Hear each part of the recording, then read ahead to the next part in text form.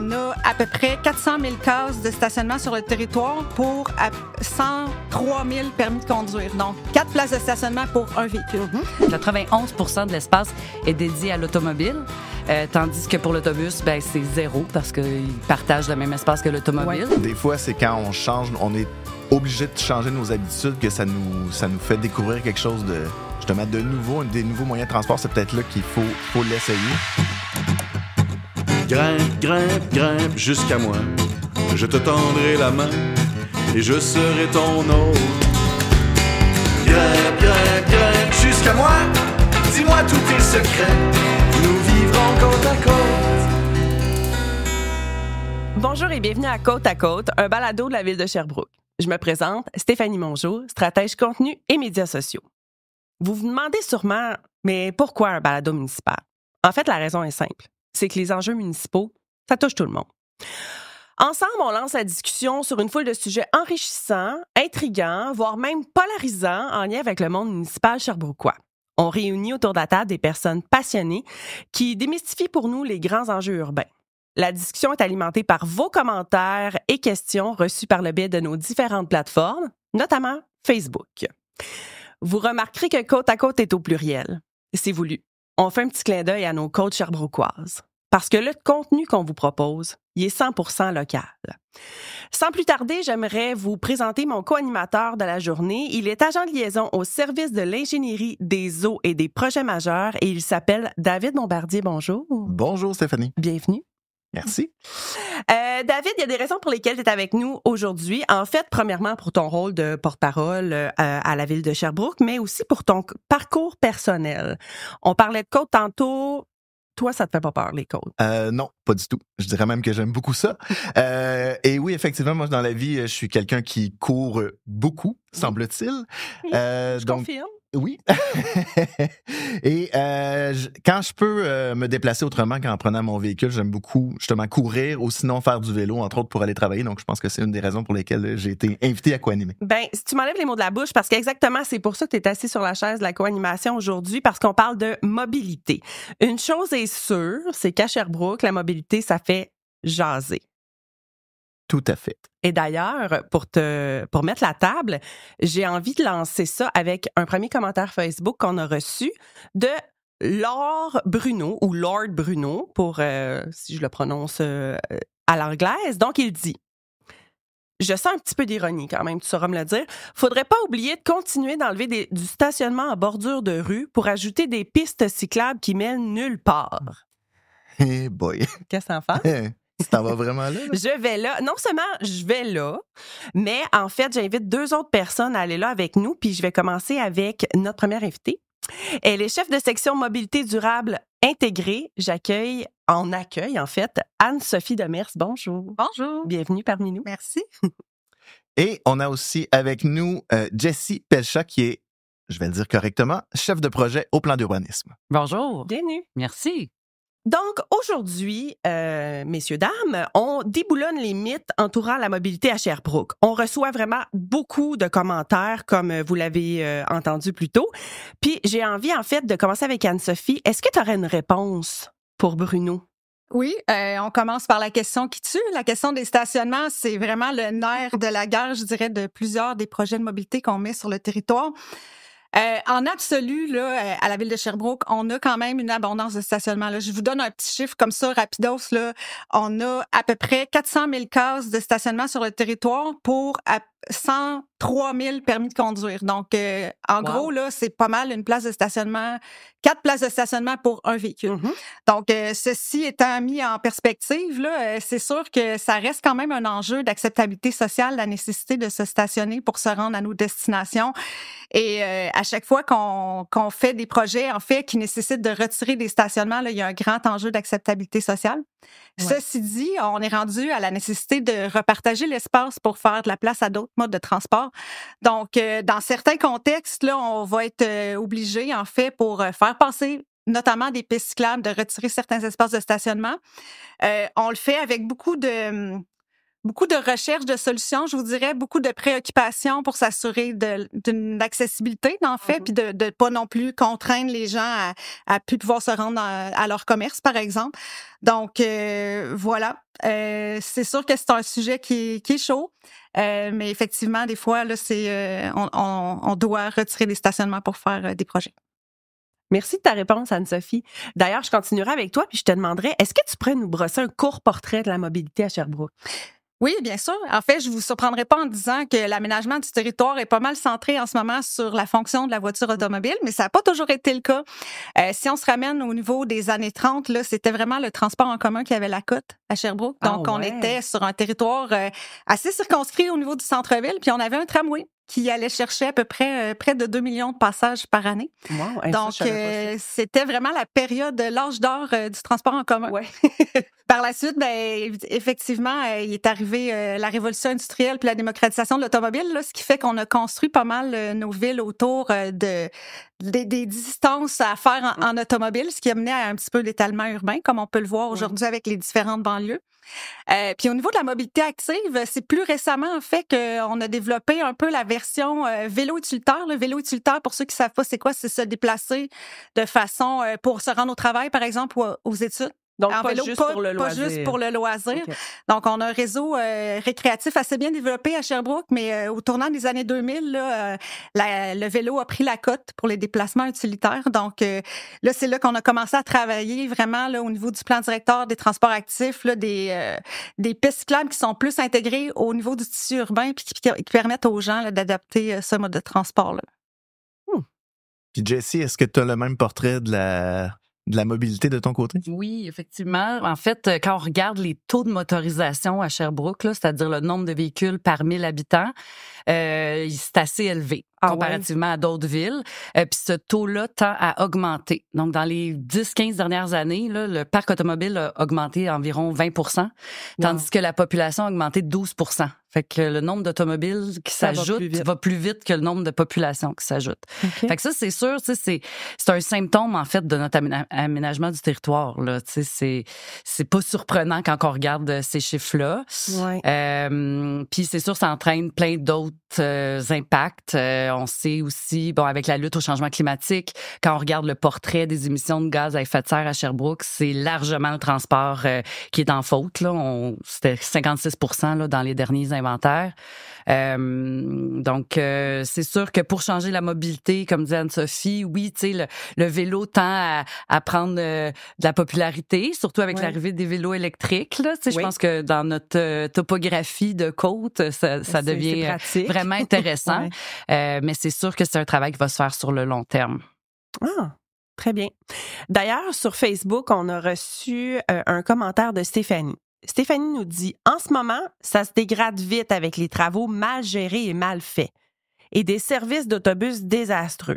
La ville a des croûtes à manger. » Je pose la question, mesdames, est-ce que Sherbrooke a des croûtes à manger? Je commencerai avec Jessie. Pour une ville la taille de Sherbrooke, là, je trouve que le commentaire est un peu sévère là, parce qu'on a quand même un service de transport collectif qui est assez enviable. On a une bonne base pour travailler. Cela dit, quand on regarde la répartition de l'espace sur rue, dédié aux différents modes, c'est-à-dire l'espace qui est dédié au transport collectif, l'espace dédié aux véhicules et marche et vélo.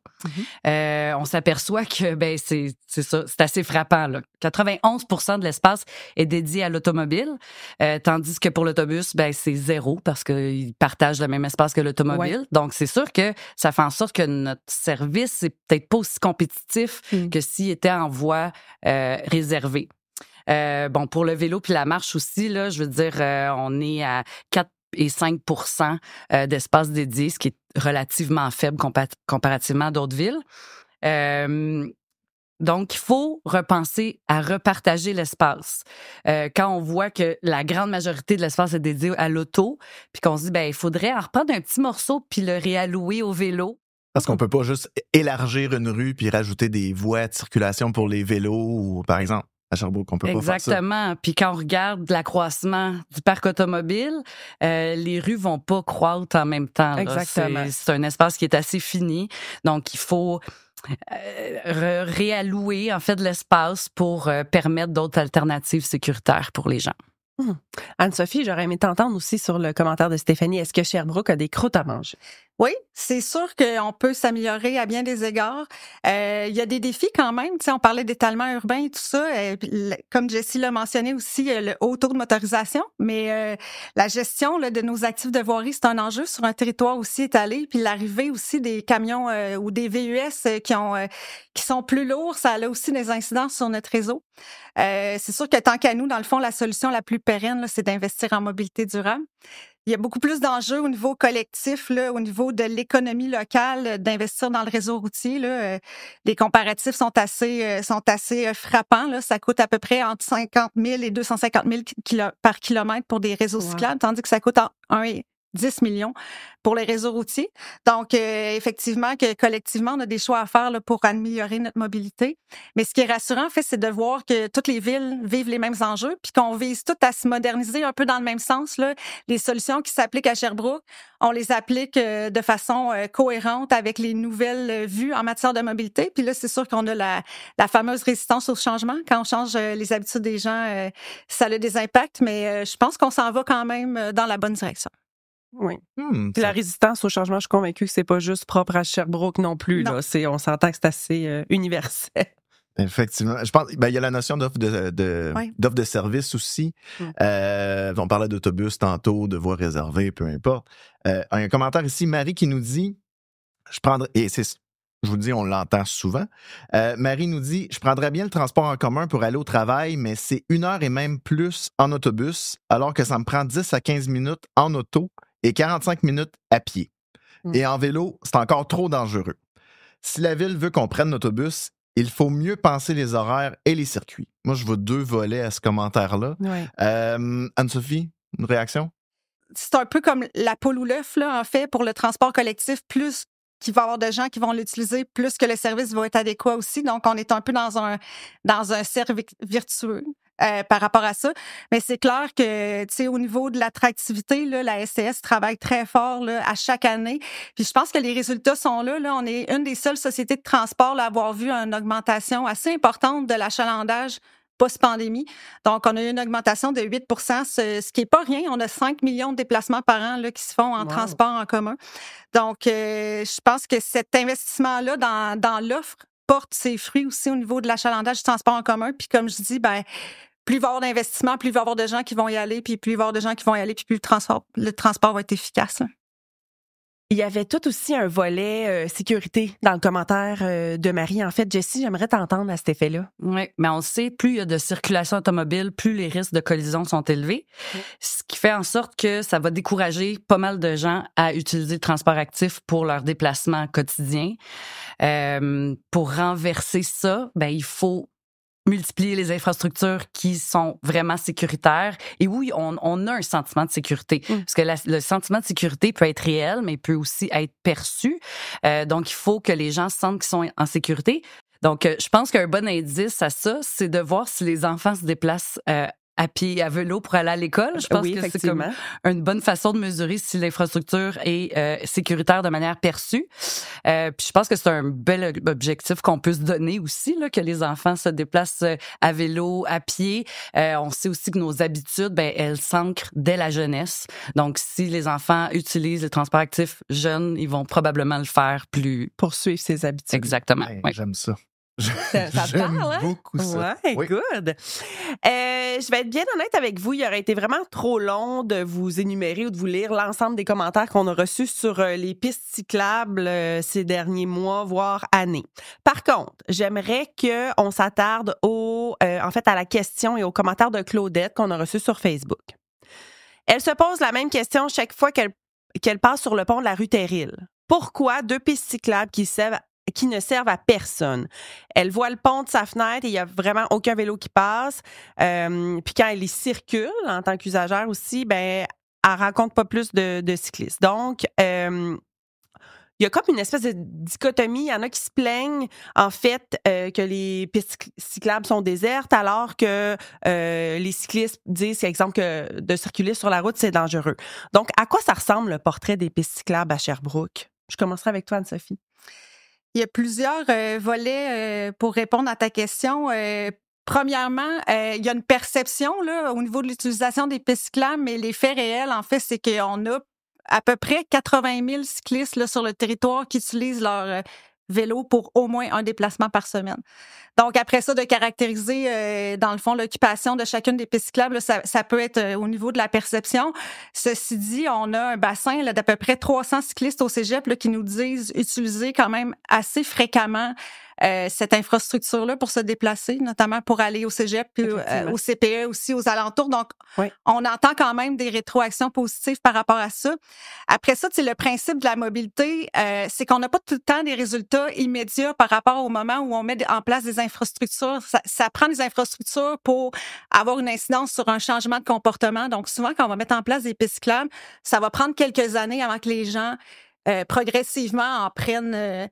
En pleine possession, puis qu'on voit le maximum de potentiel de cyclistes. Puis il y a aussi, l'infrastructure localisée sur le pont, mais il faut aussi, penser au niveau d'un trajet. Est-ce que ton trajet du point A au point B est sécuritaire? C'est ça aussi qui va faire la différence dans ton choix de mode de transport. T'as beau avoir une infrastructure sur le pont, si le 3/4 de ton trajet est pas sécuritaire, mais c'est un frein aussi pour prendre le vélo. Donc, on est vraiment dans une progression.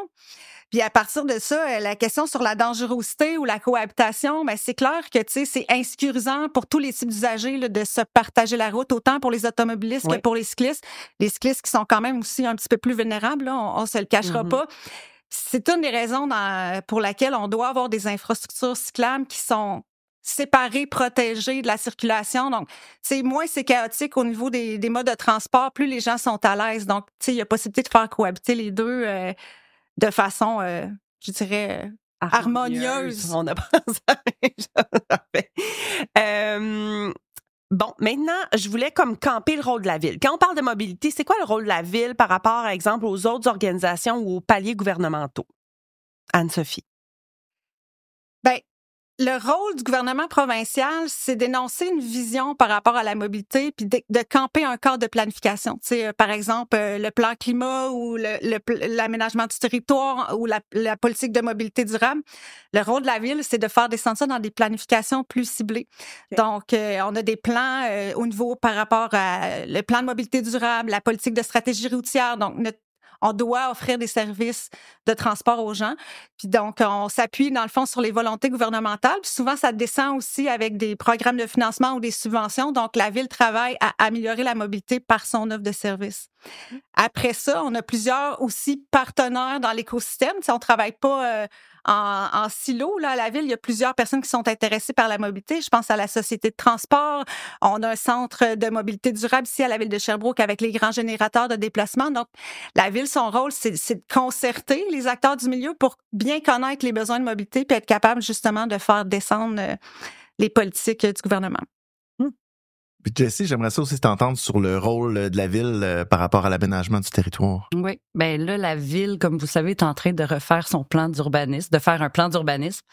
Donc, ce plan d'urbanisme-là va venir définir des lignes directrices pour l'aménagement du territoire sur les 10, 15, 20 prochaines années. Okay. Donc, ça, c'est ce qu'on fait actuellement.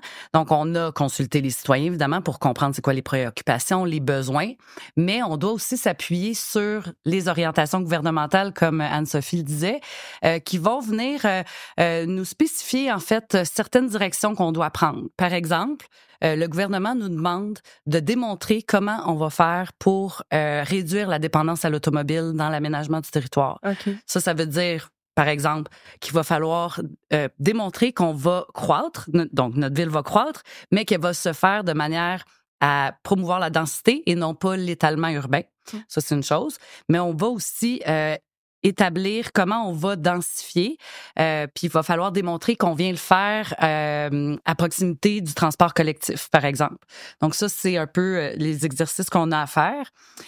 Après, c'est sûr, le plan d'urbanisme, lui, donne la vision, mais de ce plan-là va découler des règlements d'urbanisme dans lesquels on va venir spécifier des choses qui vont concrétiser notre vision. Fait que, par exemple, on a un règlement de zonage et de lotissement qui vont venir instaurer des spécifications sur la largeur des rues, la grosseur des îlots, l'accessibilité au bâtiment. Donc, c'est tous des petits détails là, qu'on va venir vraiment concrétiser cette vision-là, mais que ça va prendre plusieurs années avant de voir l'impact là, réel de ça. Vraiment chouette. Je me pose la question, puis j'imagine que d'autres personnes se la posent aussi, mais adopter un mode de vie qui priorise la mobilité durable à Sherbrooke, est-ce que c'est faisable? Moi, je dis que oui, c'est faisable, mais il faut continuer à travailler pour offrir des options qui soient sécuritaires, premièrement, et avantageuses en termes de temps, en termes de coût, en termes même de confort. Donc, ça, c'est 2 éléments. Je pense qu'il faut vraiment continuer de travailler fort là-dessus. Puis, je pense aussi que la mobilité partagée, l'autopartage, je pense que c'est vraiment une clé là, sur laquelle il faudrait travailler pour augmenter l'offre, parce que c'est sûr que les déplacements dans une ville comme Sherbrooke en automobile, ils vont rester. Faut pas non plus se conter des histoires. Là. Il y a beaucoup d'étudiants, leurs familles sont à l'extérieur de la ville de Sherbrooke. On a des déplacements inévitablement qui vont se faire encore en véhicule. Donc, Mais je pense aussi, j'ajouterais à ça que des fois, c'est quand on change, on est obligé de changer nos habitudes que ça nous fait découvrir quelque chose de justement de nouveau, des nouveaux moyens de transport. C'est peut-être là qu'il faut l'essayer. Puis les travaux, des fois, c'est un bon exemple.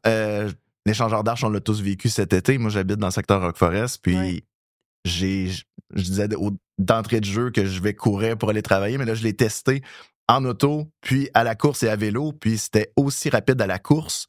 En vélo, c'était beaucoup plus rapide, mais donc qu'en voiture, je comprends. C'est ça. Donc, veux pas, ça m'a forcé à essayer quelque chose de nouveau. Puis, des fois, c'est changer de travail. Un enfant qui commence à aller à la garderie.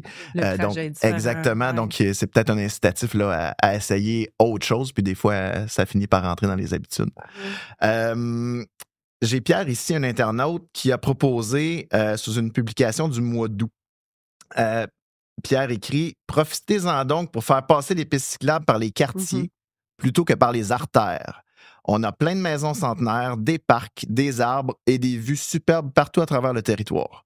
En plus d'être plus sécuritaire que les artères, ça coûterait moins cher. » Qu'est-ce que vous en pensez?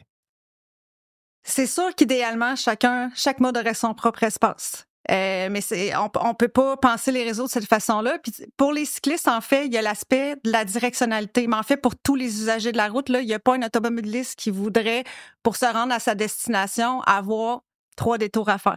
C'est la même chose, en fait, pour un cycliste, surtout qui prend son énergie, en fait, pour se rendre à destination. Donc, les trajets doivent être directs et efficaces. Après ça, les destinations sont les mêmes pour les automobilistes que pour les cyclistes. Un cycliste, ça va aller sur les grandes artères, fréquenter les commerces, se rendre sur son lieu de travail. Donc, dans tous les cas, peu importe les trajets, les cyclistes vont finir par se retrouver sur les artères.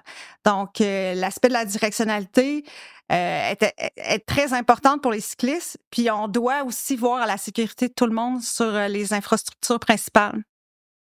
Oui, très bon point. Le temps file. Je vous écouterai pendant des heures, mais j'en suis déjà à la dernière question.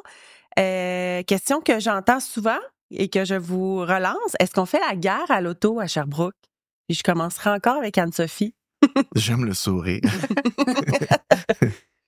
Non, on fait pas la guerre à l'auto. La meilleure question qu'on peut se poser, c'est est-ce que le statu quo sert à tout le monde? Puis je pense que non, il sert pas non plus aux automobilistes qui ont aussi des enjeux là, de motorisation ou de déplacement. Donc, la mobilité durable, ça sert à tout le monde, ça évite la congestion. Une personne qui prend l'autobus, une personne qui prend son vélo, c'est une voiture de moins sur la route. Donc, la question, c'est plus, est-ce qu'on peut se permettre de continuer dans le modèle actuel? Je pense que non. Jessie, avais-tu quelque chose à ajouter? Il faut surtout pas faire la guerre à l'auto, c'est contre-productif, mais ça veut pas dire qu'on ne doit pas remettre en question l'espace qu'on lui alloue présentement. Si on veut offrir des alternatives qui sont efficaces, sécuritaires, va falloir réallouer de l'espace, assurément. Je trouve ça inspirant et ouais. Je vous remercie. David, merci pour ton aide à la co-animation. Mesdames, Anne-Sophie, Jessie, merci pour votre ouverture. Merci d'avoir déboulonné avec nous les mythes de la mobilité à Sherbrooke. C'était vraiment enrichissant. Merci beaucoup. Merci à vous. Merci. Si vous avez aimé cet épisode, je vous invite à consulter l'ensemble des épisodes de notre saison 1. Vous pouvez les retrouver au sherbrooke.ca/balado. Je vous remercie et je vous dis à bientôt.